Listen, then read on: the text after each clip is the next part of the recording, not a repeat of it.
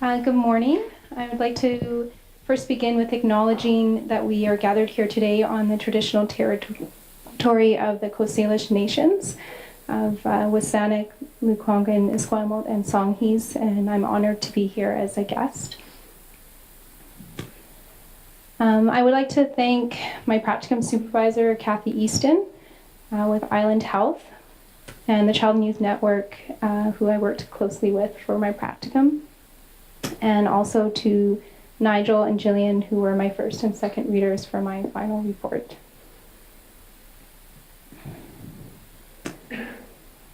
So my practicum was with the Child and Youth Health Network of the Capital Region,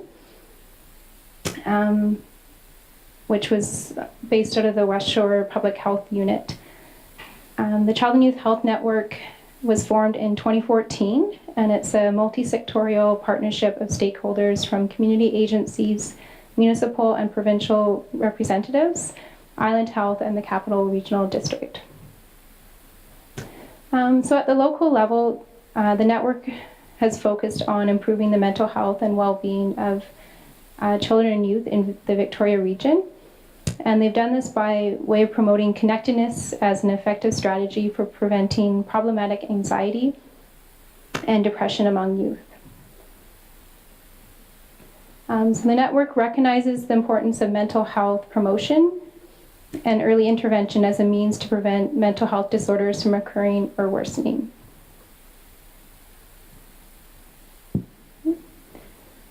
So currently, child and youth mental health is a significant concern, both locally and internationally. We have about 1 in 4 youth who are impacted by mental health. And it's recognized that the adolescent years is the biggest risk demographic for mental health challenges occurring.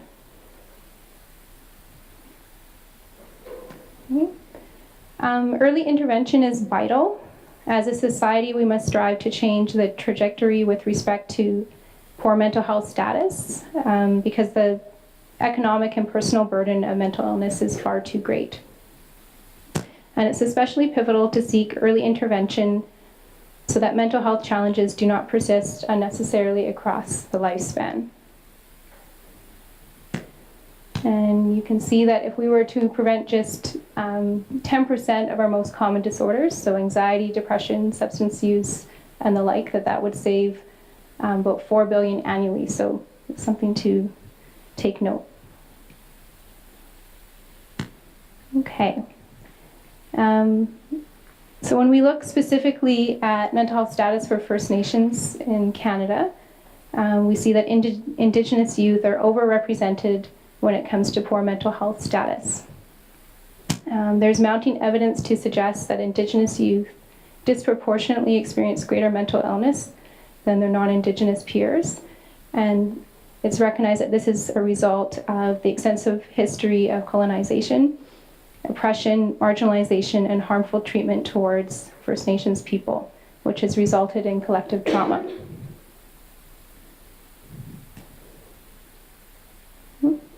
Furthermore, Indigenous youth suicide occurs at an alarming rate.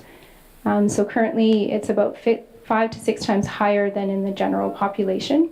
And when we look specifically for suicide rates among Inuit youth, it's 11 times the average.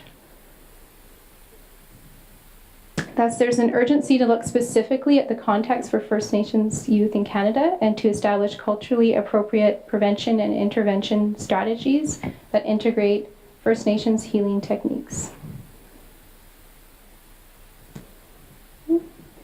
So with the Child and Youth Health Network, one of the big focuses they had was on developing the measures of connectedness, which looks at 4 key domains of connecting youth to family, peers, school, and community as a means to track and measure connectedness among youth.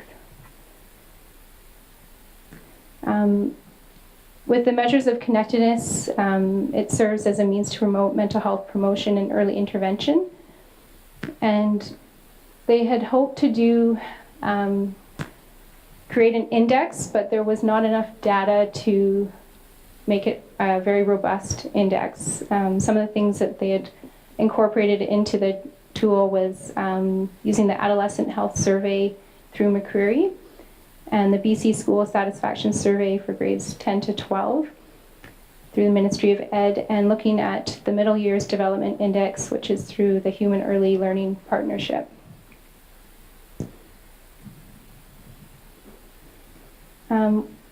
But one thing that I took note of with the research the network had done so far, they had a lot of good research to suggest that connectedness was a way to prevent and promote mental health, but one thing that they had sort of shied away from was really addressing more of it from a First Nations perspective. And so my interest was in doing more of the research to engage the network to look more specifically at that. Okay. So I just want to say that despite the disproportionate risks, many Indigenous youth demonstrate significant psychological resilience and continue to thrive.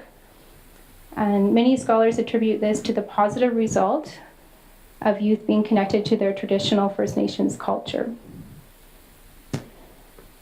So there's countless First Nation youth who experience positive mental health impacts as a result of being connected to their traditional culture, which serves as a catalyst for fostering and enriching relationships across the domains of family, peers, community, and school as a result of this connection.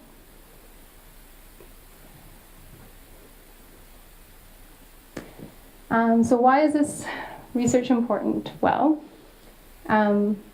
I'm not sure if many of you would know that our Aboriginal population is the youngest and fastest growing demographic in the country. So for that reason alone, we need to take note. According to StatsCan, in the next 2 decades, the Aboriginal population is likely to exceed 2.5 million persons. So engaging in research on Indigenous youth mental health represents an important opportunity for the network to expand its efforts to be more responsive and inclusive to the needs of Aboriginal youth in the capital region.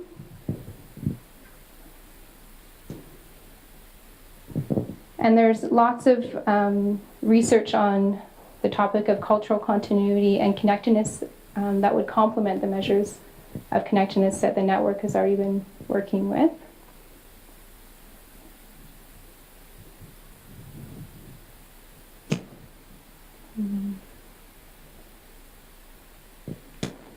And just to speak a little bit more about the research I did.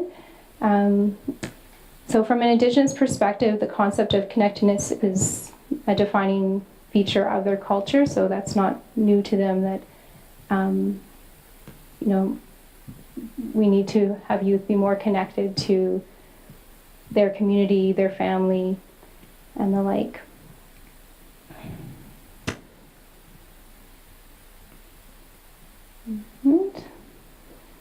So some of the policy recommendations I put forth were for the network to seek opportunities to engage, prioritize, and align mental health promotion and prevention strategies with local First Nations communities within the region, as this is an area that could be strengthened by the network.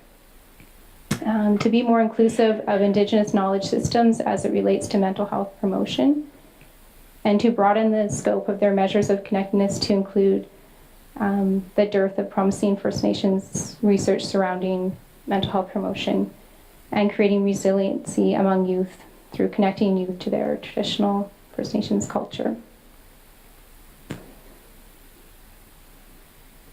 That's it.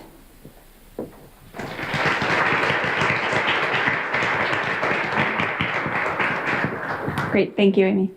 Okay, questions?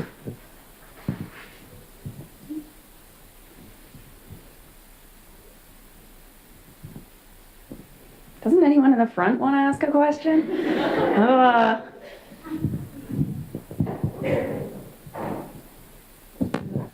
Hi, I was just wondering if they sort of have a practical implementation plan now based on your recommendations? Well, actually, I came at an interesting time for my practicum. So I started my practicum in September, and as we were moving through with network meetings, we kind of came to an important juncture within the last few months where we were looking at needing sustained funding to keep the network going, and also the momentum of the different stakeholders we had and engaging them. So based on our meetings that we had back in March, the network is actually disbanding, and it'll be ending in June. But I'm told that there'll be like a new reiteration of the group, probably taken up by one of the youth mental health hubs, because it's just, it can't really stay with Island Health. So, Thank you.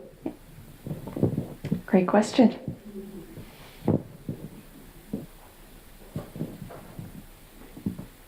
Yes? In your work and in work with Island Health, did they see any differentiation between First Nations, Métis, Inuit? I know you had mentioned that with regards to status and mental health, but also too with the resilience factors related to cultural continuity. So particularly within the Métis populations, do they see any differences between First Nations and Métis? In terms of the research specifically, or not in the research that I did, it wasn't specifically to Métis. It focused more broadly with just saying First Nations. But again, some of the research I was looking at was for across Canada, not just specifically to BC. So.